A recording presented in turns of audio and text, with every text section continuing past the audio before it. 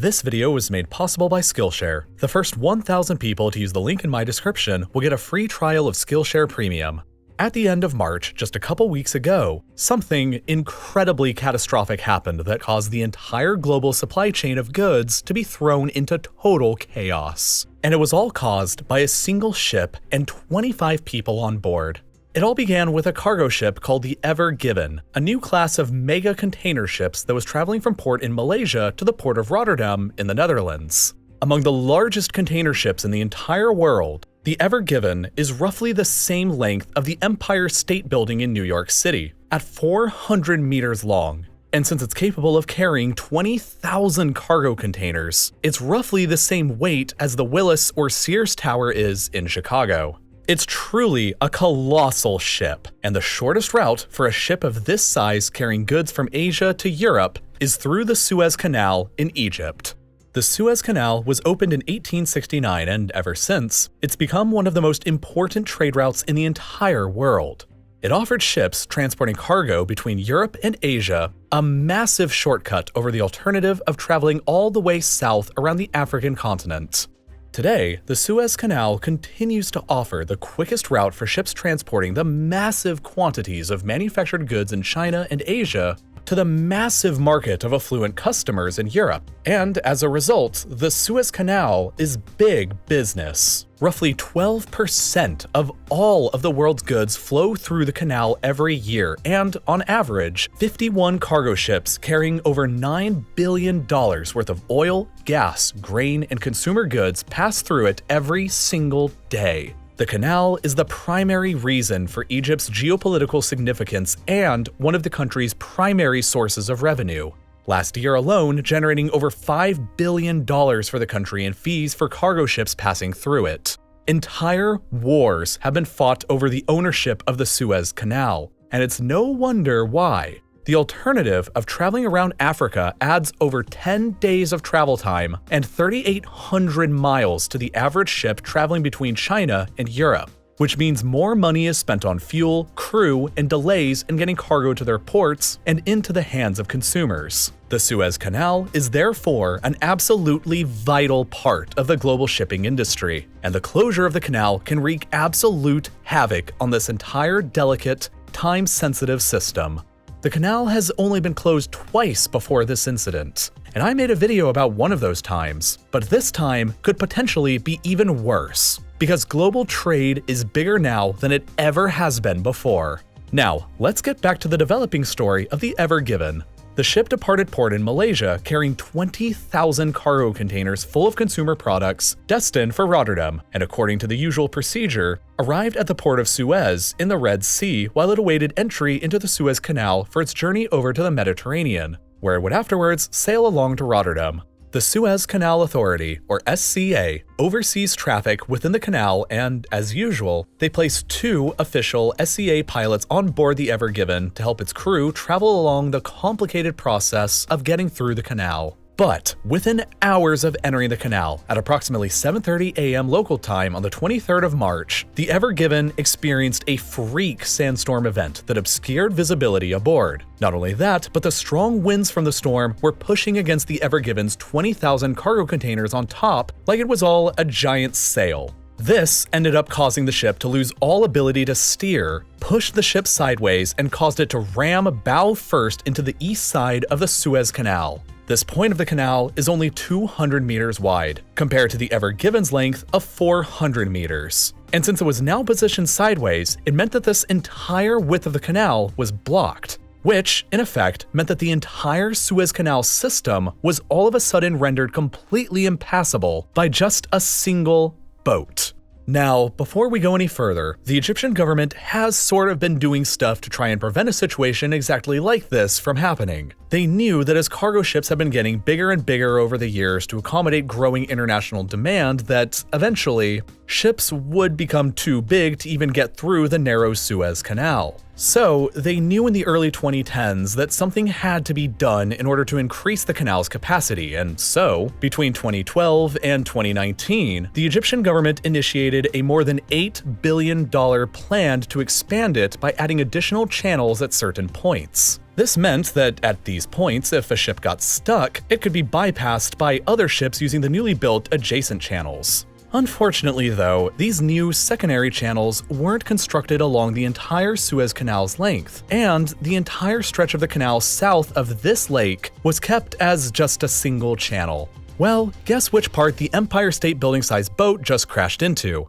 Yep, right here in the single-length channel, meaning that it was impossible for any other ships to get around it.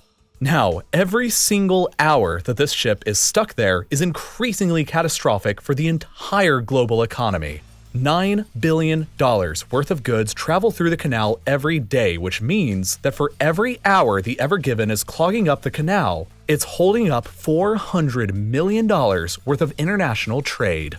Immediately after the impact happened, 15 other ships who were traveling behind it pretty much immediately found themselves stuck as well. While, at the same time, around 200 more ships were waiting on both the north and south sides for them to clear the mess up before entering. By the end of the weekend following the crash, it was estimated that there would be over 300 ships waiting in line outside of the canal for entry. The worst traffic jam of the 21st century has just happened, and it continues to get worse and worse. More ships are arriving at the Red Sea and Mediterranean ports every single day, and while initially, the SCA allowed ships in the Mediterranean to enter and anchor in this sea within the canal, it quickly reached capacity and the entire Suez Canal was shut down for all traffic afterwards. It's incredibly apparent in these sets of satellite photographs taken by the European Space Agency over the southern entry point to the canal on the Red Sea. On the left, we have a photo taken on the 21st of March before the Ever Given became stuck, and it looks fairly normal. And on the right, we have a photo taken in the exact same place just 4 days later on the 25th of March, just 2 days after the Ever Given ran aground. You can clearly see the massive backlog of ships queuing up outside waiting to enter, which was forcing the captains of new ships arriving and old ships remaining stuck to make a critical decision. Would they continue to anchor outside of the Suez ports and just wait it out, hoping that it would only take a few more days to move the Ever Given out of the way? Or would they cut their losses and change course for the longer and more expensive route around Africa? Moving around Africa would add 10 days of unexpected travel times and approximately $26,000 per day of extra costs in fuel. But waiting around at the Suez ports had an unknown time and cost restriction. After the ship crashed on Tuesday the 23rd, there were genuine fears among many that removing the Ever Given could have taken several weeks. And in that event, changing course for going around Africa would have been the better play. On the other hand, if a ship decided to do this and got halfway around Cape Town into the Atlantic and then all of a sudden the ship was freed, it would have probably been a bad play. Nobody knew what was the right call to make, but every single day that the Ever Given remained stuck, the situation got worse and worse. The Suez Canal can only allow a maximum of 106 ships through it every day, and as each day passes, the number of ships queuing up outside just keeps building and building. Each day the canal is closed adds more ships to this queue, and adds more time for the SCA to process ships traveling through in the order that they showed up in, which effectively causes a ripple effect of delays. If the canal is closed for 4 days, then it'll take 4 days after them reopening to essentially just catch back up to where they were before the closure happened. In effect, this means that each day the canal is shut will cause an exponential slowdown in the entire flow of goods between Europe and Asia, and really the entire world, leading to increased prices on goods and fuel that'll be passed on to consumers. It's estimated that a closure of the canal for even 2 weeks could result in the stranding of as much as 1/4 of the cargo containers that would usually be within European ports by this point. And all of this is happening when the supply of cargo containers is already at an almost historic low. Because of the global pandemic going on that you've maybe heard about, the demand in Europe and North America for consumer goods produced in China has skyrocketed.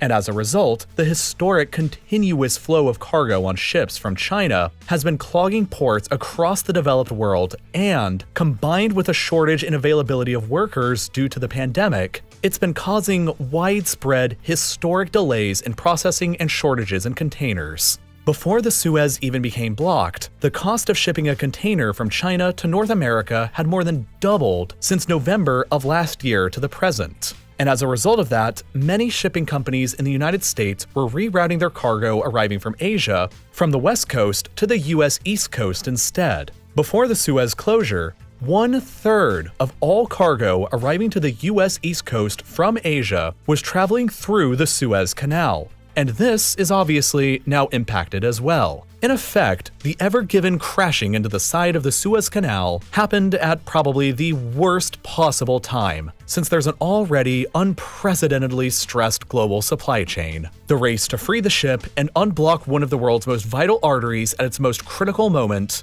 therefore, began immediately.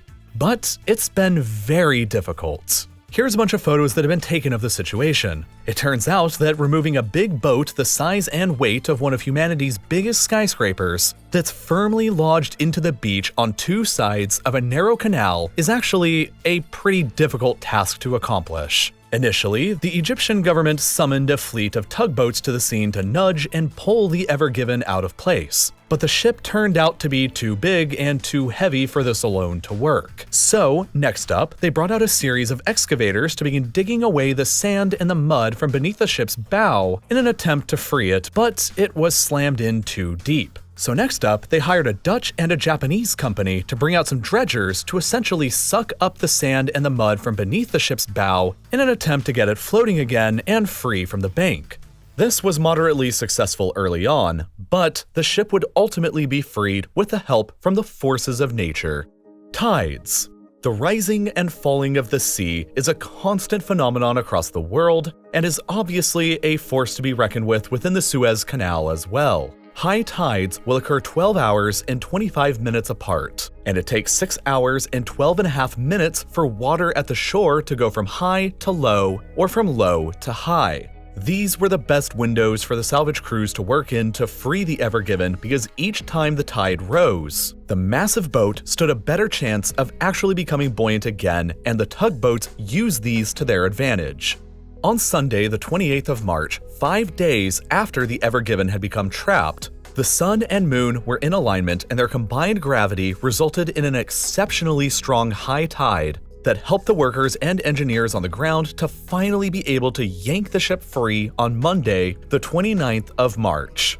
After being stuck and blocking one of the world's most vital trade arteries for 6 days, the Ever Given was transported up to the widest section of the Suez Canal up here and placed out of the way so that normal traffic could once again resume. More than $54 billion worth of trade goods were held up or disrupted as an immediate consequence of the Ever Given's incident, a figure approximately the same as the annual GDP of Croatia. But as of the writing of this script, the situation still isn't over. As the canal was blocked for 6 days, that meant that hundreds of other cargo ships who arrived during that time were simply waiting outside to pass through. Even after the Ever Given was cleared out, it still meant a timescale of several days to process these ships through the canal and get back to business as usual. As it was, the Syrian government already announced that it would begin rationing fuel after the Suez closure delayed a critical shipment of oil, and Lebanon was forced to concede that if the closure went on any longer, they would have begun to ration fuel as well.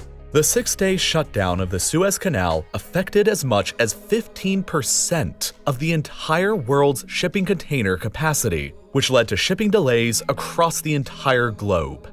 And all of this global chaos was caused by just a single ship with 25 people on board, and it only lasted for 6 days. Just imagine how catastrophic the global consequences might have been if the canal was shut down for any longer. People are sometimes really good at creating challenges for other people to solve. But some people do it in a way that's a lot more helpful and beneficial than ramming a giant ship into one of the world's most important trade routes. Perhaps you have your own challenges you're facing right now for a big personal goal or passion project that you've been excited to start, but you're not sure that you have the skills required to do it just yet. Thankfully for you, Skillshare can help you out when you go to visit them next. When I started RealLifeLore just a bit over 5 years ago now, I had absolutely no idea what I was doing. I didn't go to school for animation or video editing, and I was incredibly terrified of even starting because I knew that I didn't have the necessary skills to do things right. I ended up teaching myself over time by watching tutorial videos online, And I would have done anything to have known about my friend Evan from Polymatter's class on Skillshare called Make Animated YouTube Videos that'll show you step by step how to make a great YouTube video exactly like the one you just watched that I created. Or perhaps you'd like to get started creating more traditional YouTube videos that you film yourself with a camera. You can dive in on classes like DIY filming, creating pro video with tools you already own by Mark Cursosimo, or Introduction to Aerial Videography, Creative Direction for Drone Filming by Wild Rabbit Productions, or plenty of others. The great thing about Skillshare is that when you become a member, you can take these classes as well as thousands of others on nearly any subject you can imagine, ranging from writing and photography to web development and graphic design, any of which can help you find a new passion, help you get ahead in school, or give you the skills required for career advancement. It's the absolute perfect activity for whenever you're stuck at home or have a lot of free time. And with its varying difficulty levels, it's still great whether you're a beginner or an expert.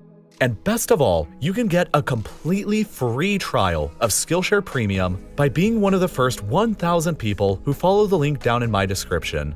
By doing this, you can achieve all of your own personal learning goals and really help support my channel at the same time. So go ahead and check them out, and as always, thank you so much for watching.